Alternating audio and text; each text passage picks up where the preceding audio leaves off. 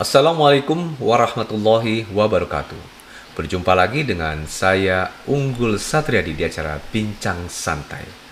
Alhamdulillah kali Binsan kedatangan tamu. Siapa beliau? Nah, beliau ini orang yang luar biasa. Beliau pencinta Quran dan mencintai anak-anak yang mencintai Quran. Ya. Mari kita sambut Ustadz Saiful. Assalamualaikum Ustadz Saiful. Waalaikumsalam warahmatullahi wabarakatuh. Alhamdulillah, terima kasih sudah hadir di acara kami ini Ustadz. Ustadz, sebelum kita banyak ngobrol-ngobrol, silakan Ustadz kenalan dulu dengan para Rangers Nusantara. Silakan Ustadz. Assalamualaikum warahmatullahi wabarakatuh, sahabat Rangers dimanapun berada. Perkenalkan, nama saya Saifullah. Saat ini tinggal di Kota Bekasi, asli dari Pontianak, Kalimantan Barat. Alhamdulillah bisa bergabung dengan MPM TV. Semoga mendapatkan ridho dan keberkahan dari Allah Subhanahu wa taala untuk kita semua. Baik Ustadz ya, terima kasih ya. Aktivitas Ustadz, menurut informasi yang kayak saya dapat ini memang mengajar ya Ustadz ya. Mengajar ya, mengajar agama dan Quran gitu Ustadz ya. Ya. Nah, boleh cerita sedikit nih, kenapa sih Ustadz ini begitu sekali mencintai Quran dan mencintai anak-anak yang menghafal Quran, sehingga Ustadz itu menaungi, mengumpulkan anak-anak di rumah Ustadz dengan awalnya dengan jumlah yang sedikit, makin lama makin banyak. Ini hal apa yang mendasari Ustadz ya? Atau ada panggilan khusus atau mungkin warisan dari bapak dan ibu gitu ya, untuk mengumpulkan anak-anak pencinta Quran ya di tempatmu gitu? Silakan Ustadz. Baik, yang pertama sebenarnya latar belakang kenapa saya mengumpulkan anak-anak untuk menghafal Al-Quran di rumah. Karena saya sendiri adalah penghafal Al-Quran, alhamdulillah, dan juga istri saya.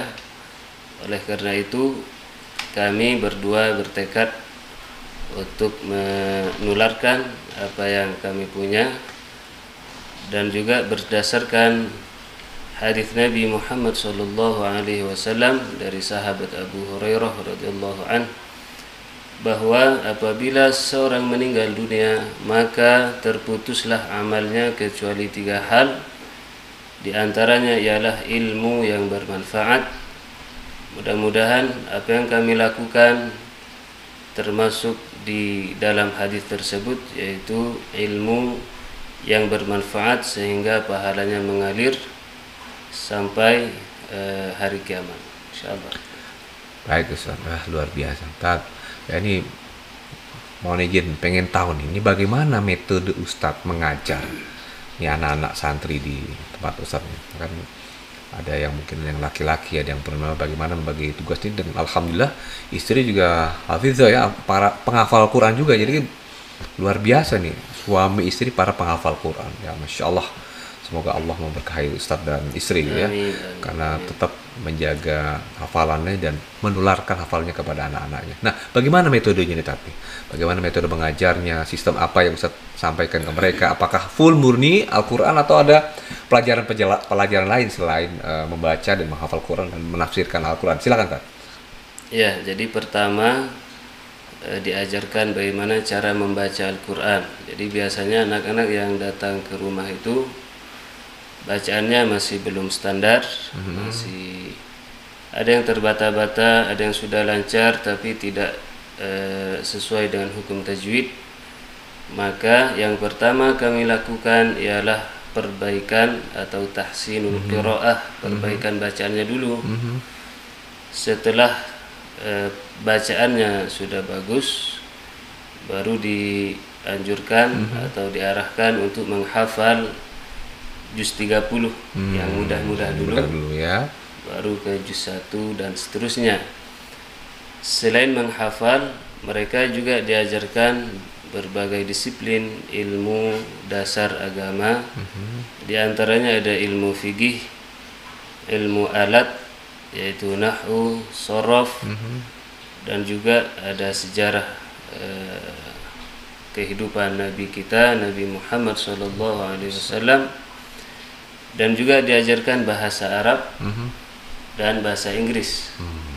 Jadi mereka tidak hanya menghafal, jadi mereka dibekali dengan disiplin ilmu agama yang dasar sehingga menengah, insya Allah.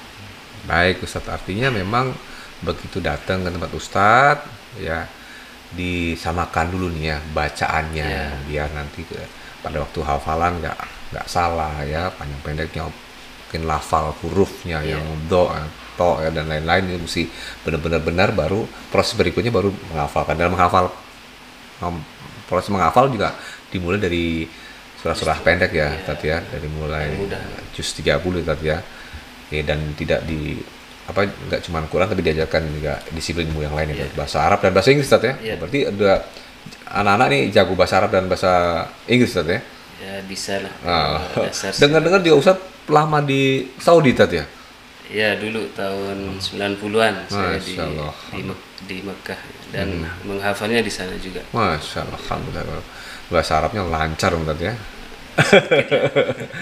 Nah, kan ini anak-anak nggak sedikit ya jumlahnya, mungkin nanti Ustadz bisa sampaikan wanita dan laki-laki, mungkin bisa ceritakan bagaimana mereka hari-harinya tinggal di mana dan lain-lain. Apa sih, ada nggak sih apakah memang Ustadz sendiri nih yang menaungi anak tanpa bantuan orang lain, dan seperti apa? Mungkin boleh cerita ke para Rangers Nusantara nih, silakan Tat.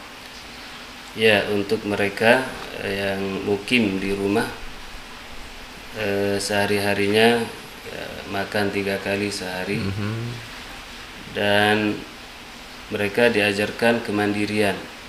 Maksudnya, jadi mereka tidak tinggal makan, jadi mereka itu diajarkan bagaimana caranya memasak masakan, sehingga mereka itu punya keterampilan, baik yang putra maupun yang putri. Jadi mereka itu jago masak. Oh, jago.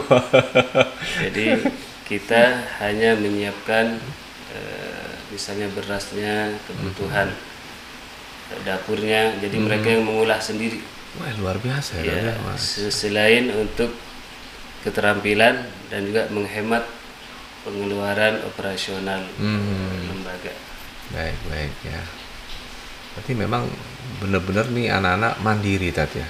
Yang diajarkan begitu, harapannya ketika pulang mereka tidak berpangku tangan atau seperti manja begitu.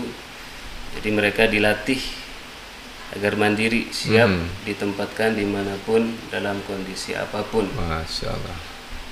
Adapun pendanaannya, ada yang membantu dari luar, sifatnya tidak mengikat, ada yang berupa logistik, materi dan lain-lain. Intinya rizki selalu ada, alhamdulillah. Ditolong oleh Allah Subhanahu wa taala, tidak sampai kekurangan. Alhamdulillah ya. Jadi memang ada bantuan dari orang lain juga selain Ustadz sendiri, alhamdulillah ya. Nah, Tat, harapan Ustadz ke depan anak-anak ini kelak agar menjadi orang yang seperti apa, atau mungkin profesinya apa nih? Apakah memang dia harus menjadi ustazah dan ustadz yang hanya mengajar di masjid, di TPA, di TPQ umpamanya, atau Ustadz punya keinginan lain terhadap anak-anak nih? Silakan Tat. Ya, harapannya terhadap anak-anak saya bebaskan, artinya tidak harus menjadi ustadz di masjid. Mereka bisa berkarya, berprofesi sesuai dengan keinginannya, karena mereka mempunyai ijazah. Jadi masalah ijazahnya kami urus dan tidak dibiarkan tidak punya ijazah untuk masa depannya.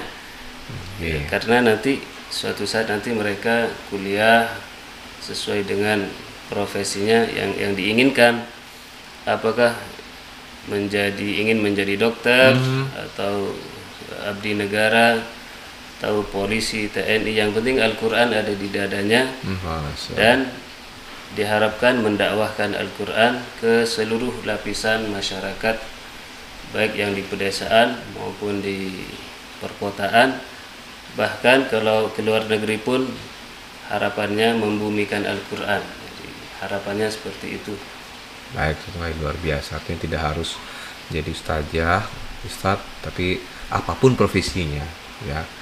Kalau kalamullah ada di kepala dan semangat Islam ada di dada mereka, insya Allah dimanapun apapun mereka akan menjadi profesi guru, dokter dan lain-lain. Iya, betul. Mereka tetap Al-Quran yang pegang itu tadi ya. Iya. Ya. Selain karena di Indonesia selain merah putih di dadaku berarti Al-Quran juga di dadaku. Gitu tadi ya. Iya, Masya siap. Allah, Masya Allah. Nah, Tat, ada kesulitan nggak Tat dalam menaungi ini anak-anak, ya apalagi berdua sama istri? Biasanya apa-apa kendala-kendala? Mungkin anak-anak nih kangen sama orang tua dan ada waktu-waktu khusus nggak nih Tat? Silakan Tat, mungkin bisa Ya, cerita Tat. untuk para santri bagi yang baru dibatasi minimal 1 bulan pertama tidak berkomunikasi dengan orang tua. Setelah itu sesuai kebutuhan. Jadi kalau lagi urgen boleh menelpon atau berkunjung ke anaknya. Kalau tidak darurat tidak diperbolehkan karena akan mengganggu konsentrasi mereka juga. Oke. Jadi kalau disamperin terus khawatirnya mereka tidak fokus sehingga hafalannya tidak meningkat. Dan kendalanya untuk anak-anak karena latar belakangnya berbeda-beda, jadi kami harus menyesuaikan diri dengan mereka dan mereka juga harus beradaptasi dengan kami. Dan alhamdulillah sudah berjalan kurang lebih 4 tahun dan programnya masih on proses. Mudah-mudahan diberikan kemudahan oleh Allah Amin. SWT Amin, amin. sampai akhir. Amin, amin Tat. Baik, terima kasih Tat. Ya, sebenarnya masih banyak yang pengen kita diskusikan, tapi waktu juga yang membatasi kita. Ya. Mungkin ada hal yang ingin disampaikan ke para Rangers Nusantara nih. Mungkin nasihat atau inspirasi. Silakan Ustaz Saiful. Baik sahabat Rangers dimanapun berada, tetaplah dengan Al-Quran sebagaimana MPM menaungi dan membina para hafiz Al-Quran. Insyaallah ridho Allah ada di situ. Tidak usah kemana-mana, intinya dengan Al-Quran. Selalu sibukkan waktunya dengan Al-Quran. Bisa sehari 1 juz atau sehari 2 juz. Semakin banyak kita baca Al-Quran, semakin sibuk dengan Al-Quran, insyaallah pertanda baik dari Allah Subhanahu wa taala. Amin, amin Ustaz. Masyaallah, alhamdulillah. Terima kasih Ustaz. Sama-sama.